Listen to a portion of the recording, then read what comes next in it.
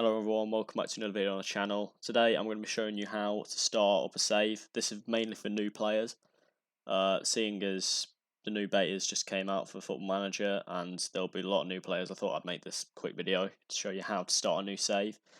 So yeah, let's get into it. So after you click start a new game, it's going to come up with all these options.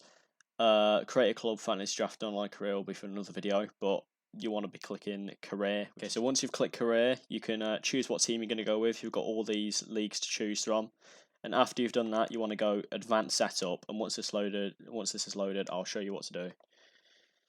Okay, so once advanced setup's loaded, this will look quite confusing at first, but if you click here, add/remove leagues, depending on what type of PC laptop you've got, depending on how quick it is, the more leagues you can load. Personally, for me, I tend to go with about 70,000 players and about 14 nations, 10 nations.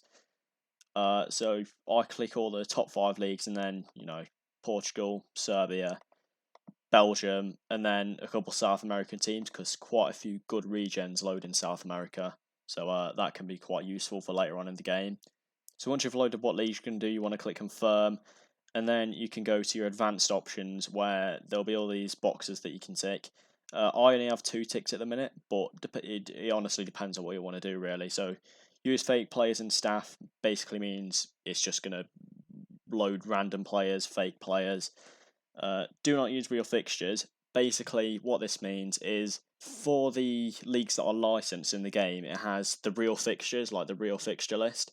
This basically means it's just going to jumble them all up and make them random. So most of the time it doesn't even matter, because if you're managing like Spain, where they don't have the rights for the leagues, it's just going to randomise them anyway.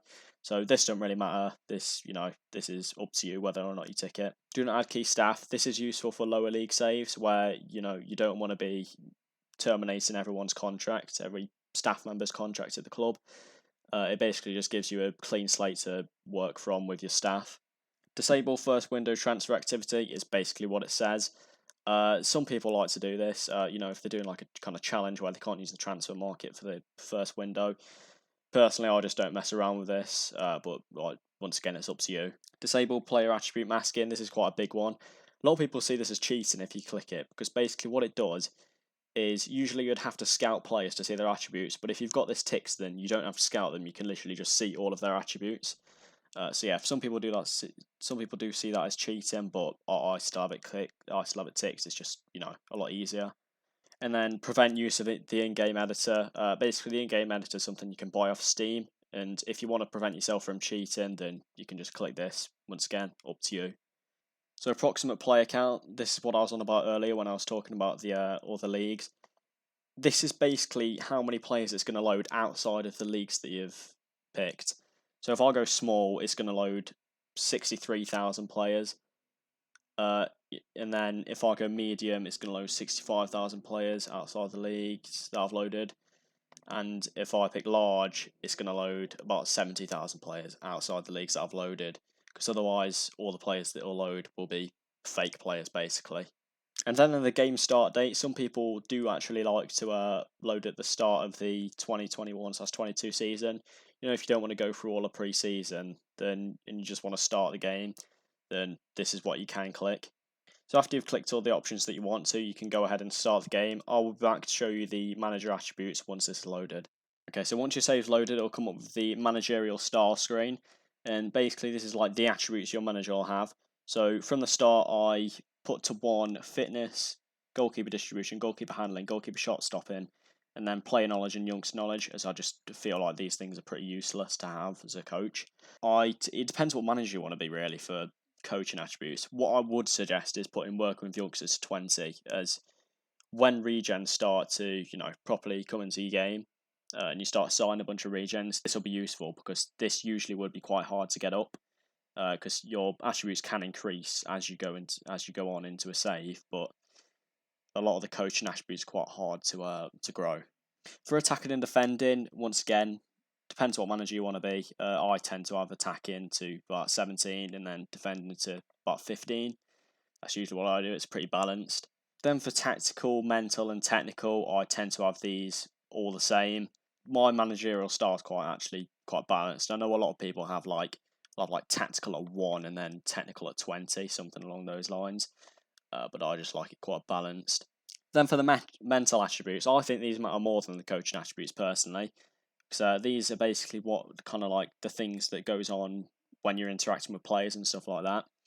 So adaptability basically means how well you're going to settle into a club. I'd stick this at 15.